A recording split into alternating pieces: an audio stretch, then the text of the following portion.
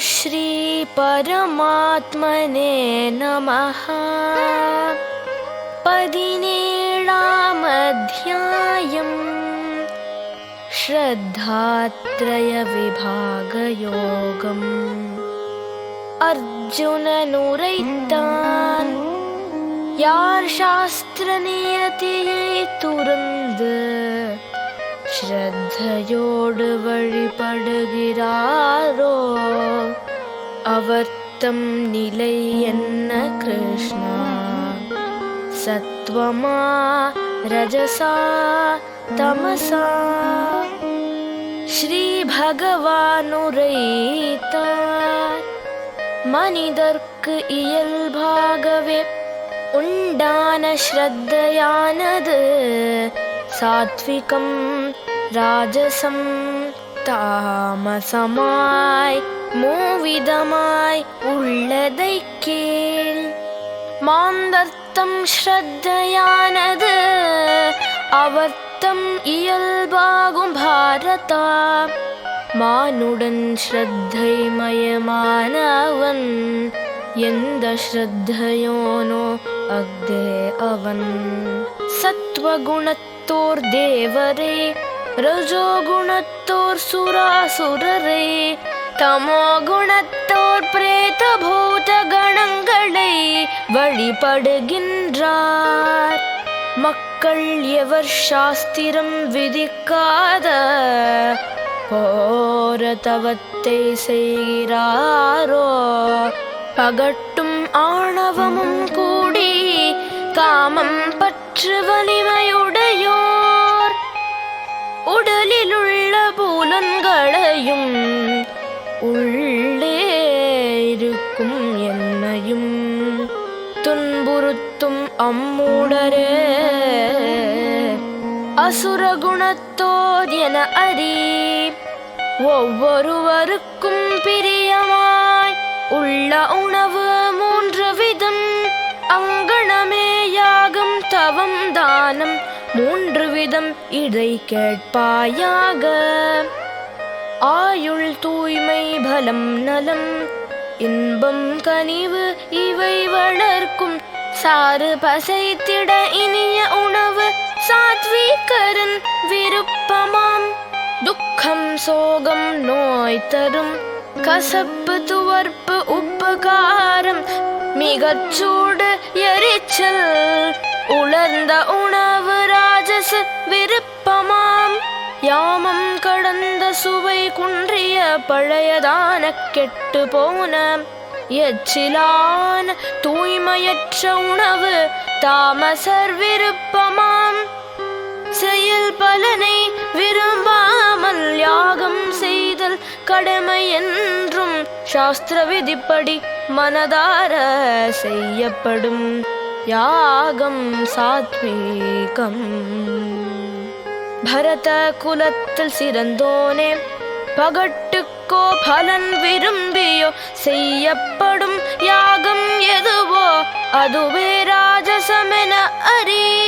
வேதநெறி வழுவியதும் அன்னதானம் இல்லாததும் ஸ்ரத்தை மந்திரம் தட்சிணை இல்லா யாகமே தாமசம் என்பர்.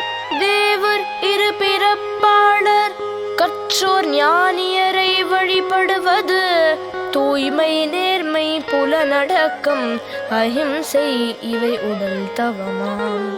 வேதம் மோதுதல் பயிலுதல் மென்மையான உண்மையான இனிய நலம் தருவதான வாய்மொழியே வாக்கு தவமாம். மன அமைதி அன்புடைமை மௌனம் சுய கட்டுப்பாடு உள்ள தூய்மை என்றிவற்றை மனத்தின் தவம் எனச் சொல்வர்.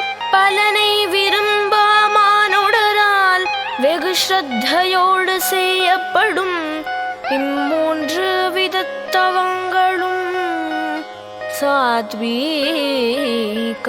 என கூறப்படும்.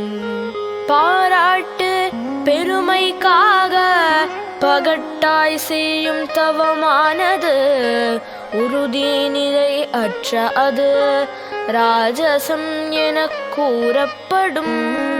மூட கொள்கை பிடிப்பினால் தன்னை துன்புறுத்தும் பொருட்டோ பிறரை துன்புறுத்தும் பொருட்டோ செய்தவம் தாமசம் எனப்படும். கொடுத்தல் கடமையென்று கைமாறு கருதிடாமல் தகுந்த இடம் காலம் மனிதர்க்கு செய்யும் தானம் சாத்வீகமாகும்.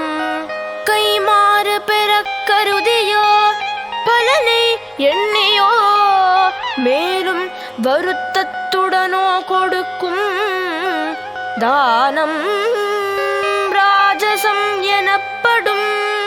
தகா இடத்திலும் காலத்திலும் தகுதியற்ற மனிதருக்கும் மதிப்பின்றி இகழ்ச்சியுடன் தரும் தானம் தாமசமாகும். ஓம் தத் சத் என்று பிரம்மத்திற்கு மூவித பெயர் கூறப்பட்டது.